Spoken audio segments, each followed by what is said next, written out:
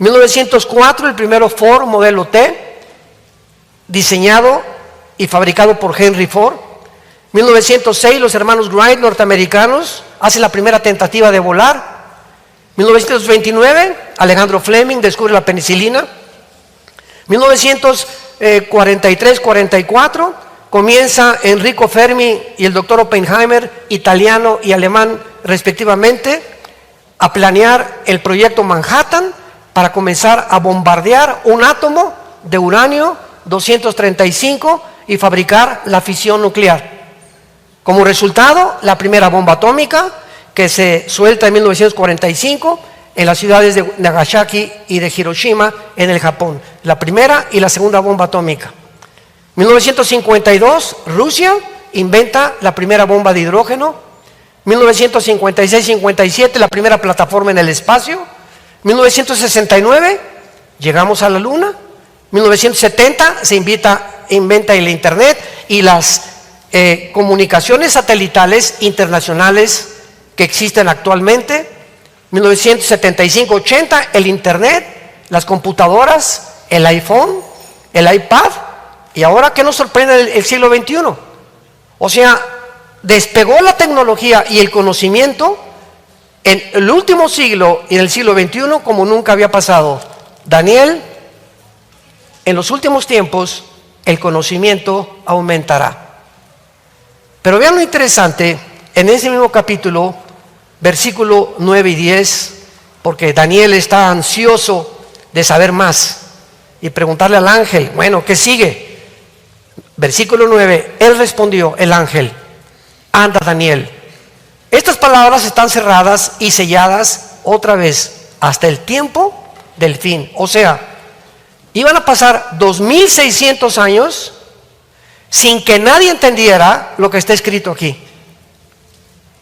2600 años, y cuando llegáramos al tiempo del fin, esta generación que tú y yo estamos viviendo, íbamos a entender lo que hace 2600 años ni el profeta Daniel entendió.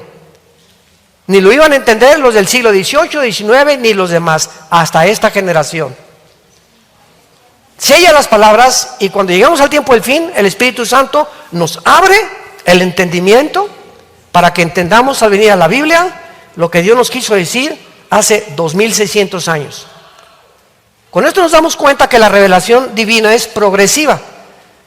O sea, mientras la tecnología avanza, vamos entendiendo más las cosas que se escribieron. ¿Qué se escribió en el libro de Apocalipsis hace 2000 años?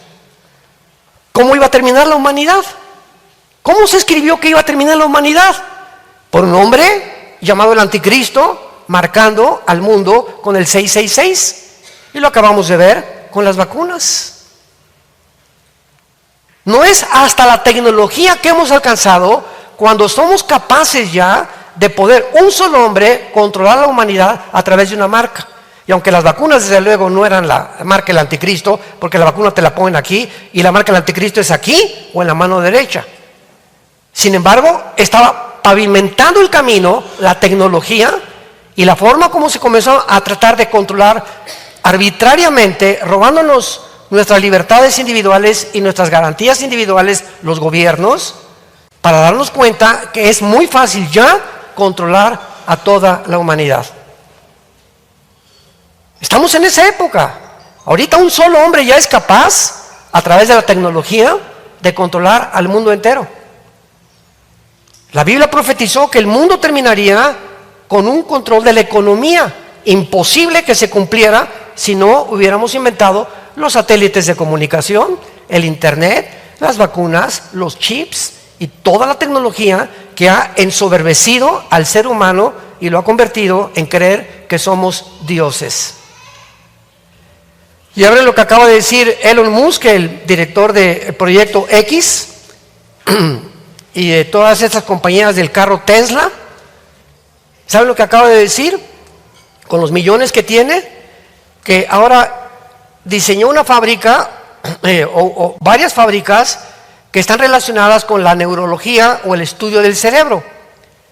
Y él está inventando con los científicos y los genetistas y neurólogos que lo acompañan, pagados por él, para inventar un chip que se ha metido de una forma intravenosa que en el cerebro nos quite el odio, los celos, la avaricia y las ideas de robar o las ideas sexuales. Y convertir al ser humano, desprogramarlo, porque él cree que él puede desprogramar al ser humano y convertirnos en robots para mejorar la humanidad.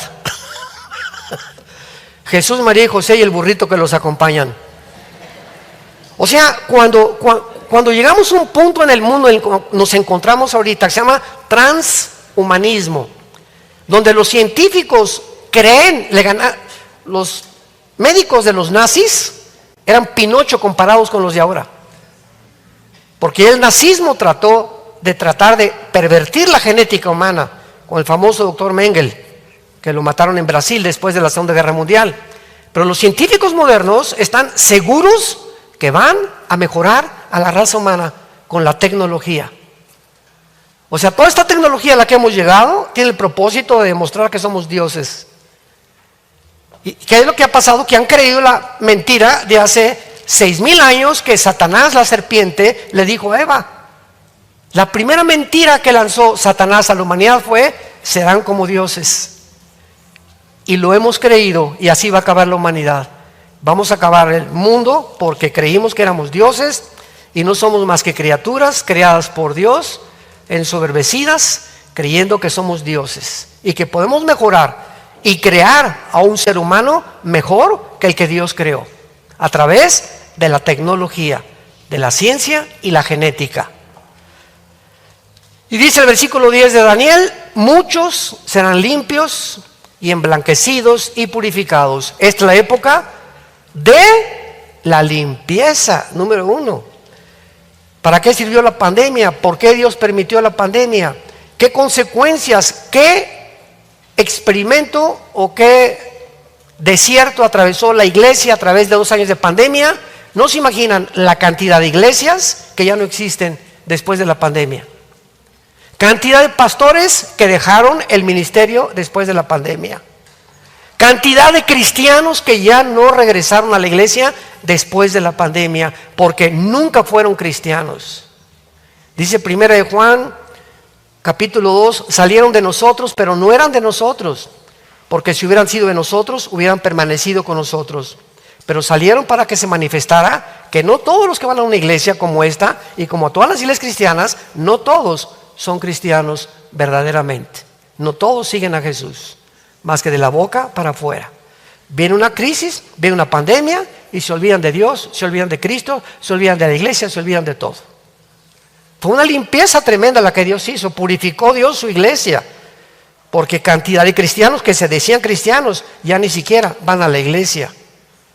Número 2, dice la Biblia: serán limpios y emblanquecidos y purificados. ¿Cómo viene la purificación de tu vida? A través del sufrimiento, desgraciadamente. Tenemos que atravesar divorcios, enfermedades, accidentes, problemas con los hijos, problemas en el hogar, problemas con el gobierno, preocupación: cayó el petróleo, cayó el dólar, ¿qué vamos a pasar? Todas estas circunstancias están purificándonos, porque ahí Dios se asoma. ¿Cómo va a reaccionar Panchito? Hoy en la mañana reaccionó y vio la televisión que el dólar cayó ante el euro y que ya Rusia se acerca a Europa y hay una tercera guerra nuclear. Vamos a ver cómo está Panchito. Ay, Señor, ¿qué voy a hacer? ¿Qué voy a hacer?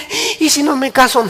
¿Y si cae esto? ¿Y si se muere mi esposo? Todas las circunstancias purifican y prueban nuestra fe. La forma como reaccionamos ante la presión del mundo, está Dios trabajando a través de nuestra fe. Dice en 1 Pedro 1, somos guardados por el poder de Dios mediante la fe. ¿Qué es la fe? Oye, qué padre es confiar con Dios cuando todo está bien. ¿Qué es la fe? Atravesar el valle de lágrimas. Cuando estés en el fuego no te quemarás, cuando estés en el agua no te ahogarás, dice Isaías 42. Esa es la fe, que podemos atravesar. Padre Santo, aunque ande en valle de sombra de muerte, porque el mundo es un valle de sombras, de oscuridad, de cosas que no entendemos y de muertes por todos lados, muertes todos los días, suicidios, ataques, violaciones, secuestros. Es el mundo que estamos viviendo. ¿Cómo estás tú viviendo en medio de este mundo? ¿Con paz? ¿Tienes paz realmente en tu corazón? Que te digan mañana perdiste el trabajo, vas a agarrar la de tequila, don Julio, y te la vas a acabar. Ya se fue tu mujer, pues ahí está, las mujeres son iguales, yo también me voy con otra también. ¿Así vas a reaccionar? La forma como reaccionamos determina el calibre o la madurez que has alcanzado. Y ojalá que la iglesia no esté llena de niños. Muy bien. Entonces, muchos serán limpios, emblanquecidos y purificados. Los impíos procederán impíamente. Nunca el carácter del ser humano se había deteriorado como en el siglo XXI en el que estamos viviendo. Cuando tú ya ves a papás aplaudiendo, llevándolos a Disneylandia a sus hijos, o cuando los llevan a librerías y los reciben los drag queens, un hombre vestido de mujer con pestañas postizas, con una peluca, con zapatos de tacón, vestido como mujer, diciéndole a un niño, eres una niña, vístete como princesa, vístete como yo. Y los papás, sí, mira qué bonito, como si fuera Alicia del País de las Maravillas. Cuando llegamos a un punto donde los seres humanos a lo malo le dicen bueno y a lo bueno le dicen malo, hemos llegado al final. Cuando ya no hay absolutamente en tu mente y ya no sabes lo que es bueno y lo que es malo, y estás tan confundido, donde se puede mezclar la feminidad con la masculinización y la masculinización con la feminidad, y el ser humano pierde su identidad de quién eres realmente, ya no espiritualmente, físicamente, es cuando dices, hemos llegado al final. Y esa es la humanidad que estamos viviendo. Se perdió la identidad total. ¿Cómo puede un ser humano no saber qué es? Oye, si tienes el cromosoma Y, eres macho camacho. Si tienes el cromosoma XX, eres mujer. Pero aquí me dice que no soy, pues tu problema no es físico, por el amor de Dios. Tu problema es mental. Tienes un tornillo flojo aquí. Y mientras más oyes la televisión y más te juntas con ese tipo de personas, más se te aflojan las neuronas y más llegas a creer que realmente no eres lo que Dios te creó. Es el final de la humanidad. Y ya meterse con los niños, eso ya no tiene perdón. Vayamos rápidamente al capítulo 9 de Daniel y veamos que todavía no estamos en la tribulación. El apóstol Pablo en el Nuevo Testamento, sobre todo a la iglesia de Tesalónica, le escribió porque esta iglesia en Tesalónica estaban muy alarmados, creían que ya estaban en el día del Señor. Todos ustedes que les gusta el estudio de la teología y la escatología, o sea, las profecías bíblicas, siempre que encuentren en el Antiguo Testamento la frase día de Jehová, día de la ira de Dios, día del castigo, todas estas frases se refieren a los 7 años que vienen del mundo de la tribulación, donde tú y yo ya no vamos a estar. Gracias a Dios. La iglesia no puede estar en la tribulación. Hay muchas razones y ojalá que me dé el tiempo en la segunda conferencia de compartirlo. Entonces, este tiempo del día del Señor son los 7 años o la famosa 70 semana de Daniel. Y ya hace 2000 años los tesalonicenses creían que estaban ya en la tribulación.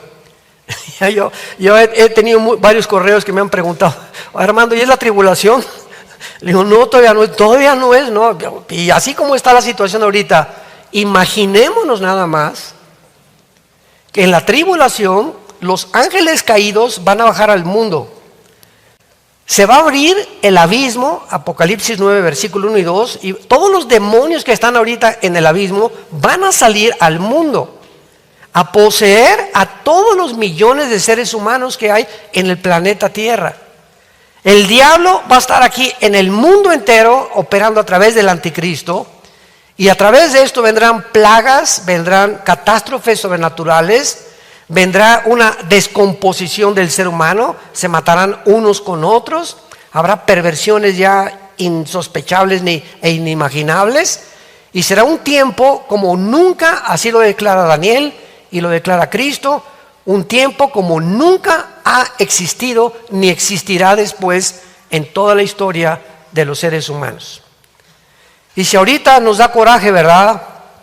Como me dijo un día un señor, oiga, doctor Alducin, ¿cómo es posible que el Dios tan cruel castigando a los cananitas, genocidios, sangre? Esto es la Biblia. ¿Cómo puede un Dios así ser así? Y le dije, si entra una persona, esto fue lo que le contesté a esta persona, si entra a tu casa una persona a las 2 de la mañana, tú tienes una esposa y tienes 3 niñas de hijas, y llega y te anestesia a ti y comienza a violar a tu esposa enfrente de ti con 2 maleantes más. Y luego va con tus hijas, las viola y las mata a las 3. Cuando tú salgas de tu casa, ¿qué pedirías para ese hombre? Porque ese hombre, estarás conmigo, que no es un ser humano, es un animal. Es un animal. Y esas personas no pueden estar sueltas. Y para eso los gobiernos están establecidos para ejercer el Estado de Derecho. Entonces, esa persona, tú me dirías, merece la pena de muerte. Porque hay personas que han perdido su derecho a vivir para la sobrevivencia de los demás. Un jitomate podrido, o lo sacas y lo tiras, o contaminas la canasta de los demás jitomates. Ese es el procedimiento que hace Dios. Y muchos se asustan porque muchas cosas, hay pena de muerte en la Biblia y hay formas de castigo que dicen, pero es que si tú supieras ahora que venga la tribulación, ¿cuántos animales hay sueltos en el globo terráqueo que no son seres humanos? Y hay cantidad de personas que tú ves y como está Don Pancho y por aquí y por allá, y no nos imaginamos que hay monstruos dentro de seres humanos que aparentan a ser ángeles de luz. Y tenemos cantidad de ejemplos en la historia, ¿no? Ted Bundy asesinó a 19 muchachas en Florida. Otro que se comió, a las que mataba se las comía en el refrigerador y guardaba los pedazos ahí. Y era un estudiante de la universidad. Ted Bundy era un muchacho abogado, bien parecido, menos de 40 años de edad. En donde entraba, mira qué bien parecido, cualquiera, ojalá que se casara con mi hija, ese muchacho, ¿verdad? Llevaba 19 enterradas. Y cuando lo sentenciaron a la cámara de gases en Miami, fue el doctor que es cristiano de California, un médico, y le dijo, Ted Bundy, quiero preguntarte algo. Al otro día lo iban a llevar a la cámara de gases. Y en Estados Unidos, cuando alguien es sentenciado a muerte, a pena de muerte, ya la silla eléctrica ya se quitó. Ahora existe la cámara de gases o muchas veces el ahorcamiento. Le preguntó a Ted Bundy, el doctor cristiano, ¿cómo comenzaste tú? ¿O qué fue lo que te motivó a matar a tantas muchachas? ¿Cómo es posible, tú bien parecido, con una carrera universitaria, tú pudiste haber sido un abogado tremendo? Pudiste haber tenido otro tipo de vida. ¿Por qué te inclinaste a esto? Y él le contestó al doctor cristiano, comencé con la pornografía. Con la pornografía. Llegó un momento en que quería más y más y más y más y más. Llegó el momento en que ya no me satisfizo ver mujeres ni escenas de desnudos. Yo quería participar. Y veía muchachas y sabía que las tenía que poseer, pero las tenía primero que matar. Y ya muertas las violaba. Se convirtió en un animal. Porque ni los animales hacen eso. Y es posible que como seres humanos perdamos nuestra humanidad y perdamos nuestros 5 sentidos, nuestra razón, nuestro sentido común y toda lógica elemental, como lo perdimos en la pandemia. Con tantas cosas que inventaron los medios de comunicación y como borreguitos, váyase para allá, quítese aquí, vete aquí. Oiga, señor, pero entonces al llegar a mi mesa el restaurante ya no hay virus. No. Y oiga, pero descubrieron que es que está en los billetes el virus del COVID. Claro, porque están tratando desde hace varios años de quitar el cash. Estamos siendo purificados y estamos atravesando el tiempo donde el Espíritu Santo sabe si realmente tenemos convicciones y estamos dispuestos que me metan a la cárcel o que me maten, pero mis convicciones nadie las puede sacar de mi corazón. Y algún día tú y yo vamos a ser juzgados por Dios en el cielo acerca de los talentos y las convicciones que tuvimos mientras vivíamos en este cuerpo. En Daniel 9, versículo 27, que es el versículo que me interesa rápidamente. ¿Tienes el timer para ver el tiempo? ¿Dónde? Dice, por otra semana, hablando del anticristo, por otra semana, o sea, esta es una semana de 7 años, porque los judíos tenían semanas de años y de días. Y todo es del versículo 24, que se llama la famosa profecía de las 70 semanas, son semanas de años, o sea, comienza el versículo 24, 70 semanas están determinadas, o sea, 490 años. 7 por 7, 49, 490 años. Y aquí en esta profecía, rápidamente, para los que no la han entendido, se profetiza, antes de entrar al versículo 27, Daniel se encuentra en Babilonia, después vinieron los medos persas y sirvió bajo el rey Darío, bajo 2 imperios sirvió Daniel. Y Daniel está leyendo el libro de Jeremías, hace 2600 años. Jeremías fue antes de Daniel. Y lee en Jeremías Daniel que la cautividad babilónica estaba a punto de terminar. Y la cautividad babilónica iba a durar 70 años. Y dice Daniel, ya falta un mes tal vez para que se cumplan los 70 años. Entonces Daniel ora y le dice, Señor, ya vienen todos los judíos de regreso, otra vez, ¿verdad?, a Israel. ¿Cuál es el futuro de tu pueblo? Tú le dijiste a Abraham, a Isaac, a Jacob, a los profetas, a Samuel, etcétera, etcétera, a Mos, etcétera, etcétera, que éramos tu pueblo y que nos ibas a proteger siempre y que iba a ser más numerosa la descendencia de Abraham, tan grande como las estrellas. Entonces Daniel estaba interesado en saber el futuro de Israel. Entonces Daniel comienza a orar durante 2 semanas.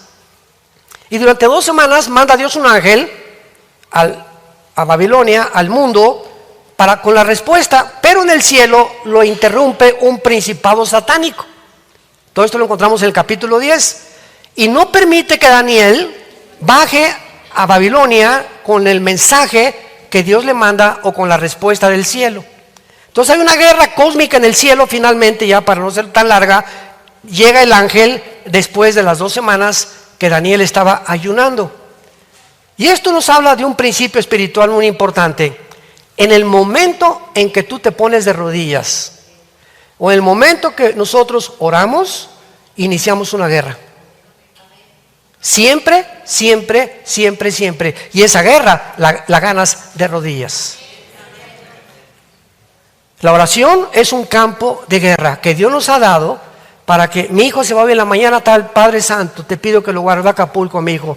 Tus ángeles lo acompañen, Padre. Mi esposo se fue al trabajo, lo han amenazado. Te pido por esto, Padre. Dios ha decidido en su soberanía que nosotros podamos cambiar ciertas cosas a través de la oración. Dios decidió acabar con Israel y se interpuso Moisés. Señor, no te los lleves todavía. Y en el momento en que Moisés se interpone a la voluntad de Dios, Dios perdona a Israel. Dice en Ezequiel, no he encontrado un hombre que se ponga para hacer, ¿verdad?, en el camino para intervenir por otra persona. Cuando sepamos realmente el poder de la oración, tendríamos más reuniones de oración y pasaríamos más tiempo en oración todos los días con Dios. Entonces viene el ángel y le da a Daniel la revelación del versículo 24 al versículo 27, que se conoce como las 70 semanas de Daniel. Y le dice el ángel, Daniel, cuando comience la reconstrucción de las murallas de Jerusalén, hasta el Mesías, habrá 483 años matemática, cronológicamente diseñados por Dios. ¿Cuándo comenzó la reconstrucción de Jerusalén? Se encuentra en Nehemías, capítulo 2, cuando el rey Artajerjes le dice a Nehemías, te doy permiso que vayas a Jerusalén, está en ruinas, comienza a levantar las murallas. De ese tiempo de Artajerjes, Nehemías capítulo 2, a Cristo son 493 años matemáticamente contados. Y esto es algo impresionante porque es la única parte en el Antiguo Testamento que se profetiza el tiempo en que Cristo vendría. Por eso Cristo estaba tan enojado con los fariseos. ¿Cómo no supieron que iba a venir? Primero los magos que vienen de Babilonia supieron al rey Herodes y le trajeron regalos al niño Dios. Mejor estos que venían enseñados por Daniel 600 años antes, con lo que Daniel les enseñó de las profecías de Daniel, sabían que el tiempo en que Jesucristo iban a ser. Los religiosos y los estudiosos de la ley nunca supieron cuándo Jesús iba a nacer. Qué increíble, ¿no? Entonces, faltó una semana de 7 años, Cristo fue crucificado. Entonces, ¿qué hizo Dios? Les dijo a Jerusalén, y aquí está la clave: Baruch Hashem Adonai Eloheinu, en hebreo. No regresaré hasta que digan, bendito el que viene en el nombre del Señor. Hace 2000 años, hasta ahorita, los judíos no reconocen a Jesús como el Mesías. Aunque hay muchos judíos que se han convertido, les llaman cristianos mesiánicos. Pero por favor, si tú no eres judío, no te pongas la kipá, ni creas que ya eres mesiánico, porque tienes cara de que naciste en Atlacomulco. Hay tantas ridiculeces que están manejando ahorita en la vida cristiana como no se imaginan. No nos vamos a detener ahí.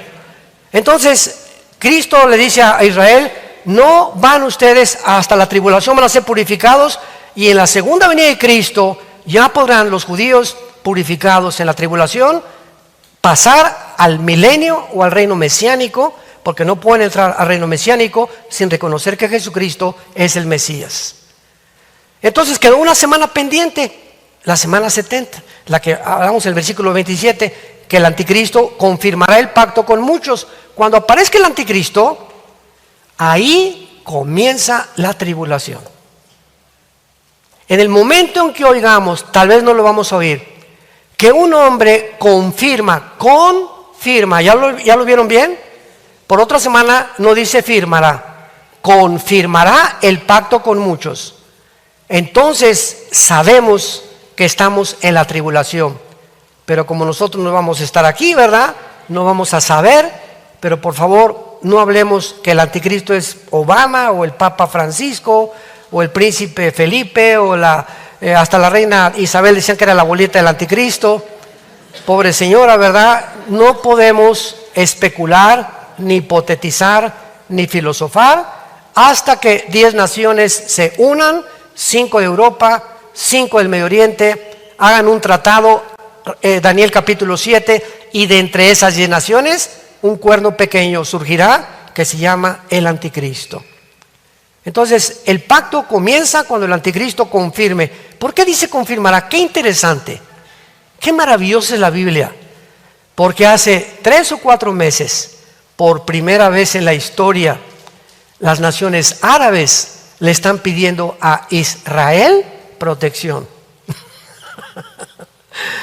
Y entonces los Emiratos Árabes, Bahrein, Marruecos firmaron un acuerdo que se llama el Acuerdo de Abraham, donde por causa de que Irán bombardeó en 1989 pozos petroleros en Arabia Saudita, y Estados Unidos no intervino en Israel, los árabes están espantados con Irán, porque está a punto de tener la bomba atómica, Irán.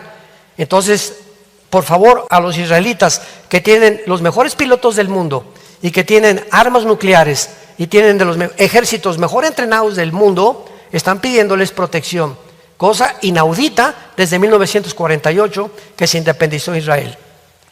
Entonces ya se confirmaron varias naciones árabes y ya firmaron un pacto, porque las únicas naciones desde el 48 que se independizó Israel, Jordania y Egipto, fueron las únicas naciones que tenían acuerdos de paz con Israel hasta ahorita, Jordania y Egipto. Pero ahorita ya son los Emiratos Árabes, Bahrein, Marruecos y otras más, y a punto de firmar Arabia Saudita.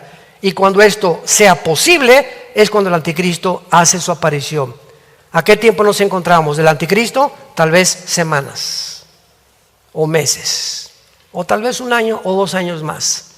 Pero la historia del ser humano ha llegado a su final. Los cristianos dormidos, todavía papá y hacer dinero, y quiero esta carrera, y por aquí y por allá, adulterios, divorcios, etcétera, etcétera, drogas, alcoholismo, y todo eso que hace que tu vida termine antes de tiempo, que vivas como un animalito. Las vacas se levantan y pastan, desayunan y pastan, comen y pastan, duermen y pastan, y llega la noche. Y así hay seres humanos, se levantan y van a trabajar, van a hacer dinero, llevan el dinero a su casa, comen, etcétera, etcétera, y duermen. se divierten y van por acá, van a Acapulco, van con su computadora, con su laptop, ni siquiera disfrutan las vacaciones. Porque todo es negocios, dinero, etcétera, etcétera. Ya su esposa es como alguien que contrataste, no hay comunicaciones con los hijos tampoco, ni con los nietos. ¿Por qué? Porque vivimos centrados en nosotros mismos. Y la principal característica que el apóstol Pablo describe de los seres humanos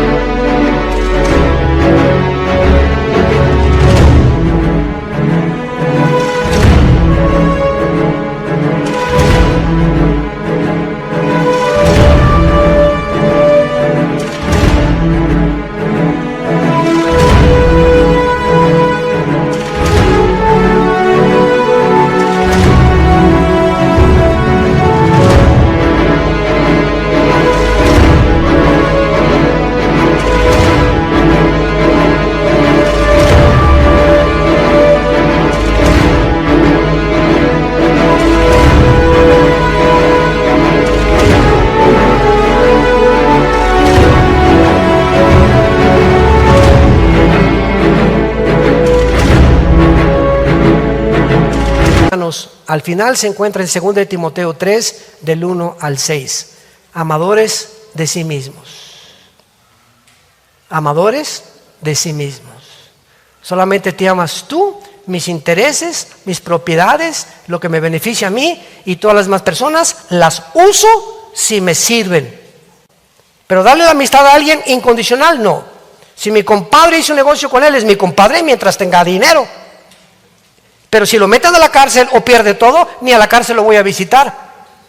¿Por qué? Porque no era mi amigo, era un uso que yo usaba, era un instrumento para que yo me enriqueciera más. Mis sirvientes y los que tengo, los trato con la punta del pie, porque por eso les pago un sueldo. Jamás a mi sirvienta la pongo a sentar conmigo a desayunar, ni a comer, porque es mi sirvienta. A los que no tienen dinero y los pobres desdichados que andan por todos lados, yo no me preocupo por ellos. Si alguien se acerca a lavarme las ventanas de mi carro, ahí en Querétaro, en el centro, le doy 5 pesos a lo mucho o 1 peso. Somos miserables. 5 pesos de propina, 3 pesos de propina. Dice la Biblia, bienaventurado el que piensa en el pobre, porque el día que te haga falta, Dios se acordará de ti. Y el día que perdamos la empatía por los demás, por los pobres, por los desdichados, por los necesitados, y comencemos solamente a pensar en nosotros, es cuando has dejado de recibir la gracia de Dios. Que Dios bendiga su palabra, inclinemos nuestra cabeza. Bendito sea el Dios y Padre de nuestro Señor Jesucristo, que nos ha hecho renacer para una esperanza viva por medio de la resurrección de Jesucristo de entre los muertos. Y nos ha reservado una herencia inmarcesible, incorruptible en los cielos. Y mientras estamos en el mundo, seremos guardados por su poder mediante la fe, en la cual muchas veces tendrá que ser probada con fuego, para que hallada tu fe probada, sea encontrada en alabanza y gloria delante de Jesucristo, a quien amamos sin haberle visto, pero aunque no le veamos, creyendo en Él, nos alegramos con un gozo inefable. Te damos gracias, Jesús, por tu obra inmensa, maravillosa, cósmica en esa cruz, donde la sabiduría de tu Padre, el amor de tu Padre y el odio de tu Padre por el pecado fueron manifestados en esa cruz. Y tú fuiste el instrumento de tu Padre, por lo cual vivimos agradecidos eternamente por tan grande sacrificio en nuestro lugar. Con el principal propósito que no vivamos ya para nosotros mismos. Ya no podemos vivir para nosotros mismos. Este es el camino que has dejado claramente marcado en las Sagradas Escrituras. Ahora vivimos para aquel que murió y resucitó de entre los muertos. Para que podamos entender que mientras más vivimos para los demás, más felices seremos, más paz tendremos y más bendiciones vendrán a nuestra familia. Porque ese es tu propósito, que nos soportemos, que nos amemos, que nos perdonemos unos a otros como tú lo hiciste desde la cruz. Gracias, Señor, porque no venimos a que nos sirvan, venimos a servir a los demás. No venimos a sentirnos más grandes que nadie ni de nada. Venimos a lavar los pies a los que creemos que son inferiores a nosotros. Porque así tú lo hiciste, siendo el Creador, el Rey de Reyes y Señor de Señores. Hace 2000 años te pusiste de rodillas a lavarles los pies a los que te seguían. Padre, te damos gracias porque en esta mañana tu Espíritu Santo está trabajando, energetizando las mentes y los espíritus de los seres humanos que nos escuchan. Y si tú no tienes a Cristo en este momento, si tú no estás seguro de tu salvación, dile estas palabras a Jesús. Pero no dejes este día, no permitas salir de este lugar. No es coincidencia que hayas venido esta mañana. Dios te ama, Dios te ama. Siendo pecador, te está diciendo Dios te amo. Pero cree lo que hizo mi hijo en esa cruz. Cree que su sangre es la medicina, el antídoto para tu pecado, para tu vida miserable que has llevado, y que a los 3 días resucitó de los muertos. Y como vive, Él tiene el poder de entrar a tu corazón.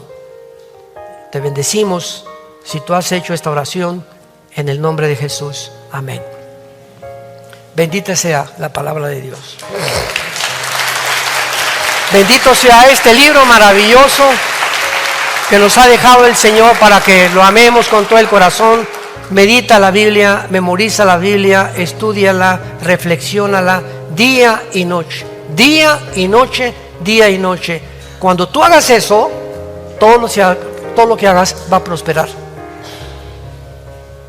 Estamos en este mundo solamente ingeniero, es arquitecto, deportista, cantante, todo eso es secundario. Pero la razón por la cual ahorita sigues vivo, la razón por la cual no te has muerto, quiero que lo entiendas muy bien, es porque Dios quiere que le conozcas. Porque la vida eterna, Juan 17:3, es conocer a Dios. Y cuando tú tienes la vida eterna, todo es transformado en tu vida familiar, en tu vida matrimonial, en tu vida de negocios. Porque has puesto a Dios como prioridad en tu vida. Si hay personas en esta mañana que han hecho esta oración por primera vez, invitando a Cristo, nos gustaría conocerles. Y desde ahí de tu lugar, comenzamos allá arriba, levanten su mano allá arriba, todos los que en esta mañana, gracias a Dios, gracias a Dios. ¿Alguien más allá arriba que haya hecho esta decisión por Jesús? Aquí en esta parte de aquí, esta parte, esta mitad, alguien en esta mañana hizo esta oración. Gracias, que Dios la bendiga. Gracias, joven. Mira cuántos jóvenes, gracias a Dios. ¿Alguien más por acá? ¿Por acá de este lado? Dios la bendiga. Gracias, gracias, gracias. ¿Cuántos jóvenes? Señor, gracias por estos jóvenes. Gracias, Padre Santo. Gracias, Jesús. Gracias.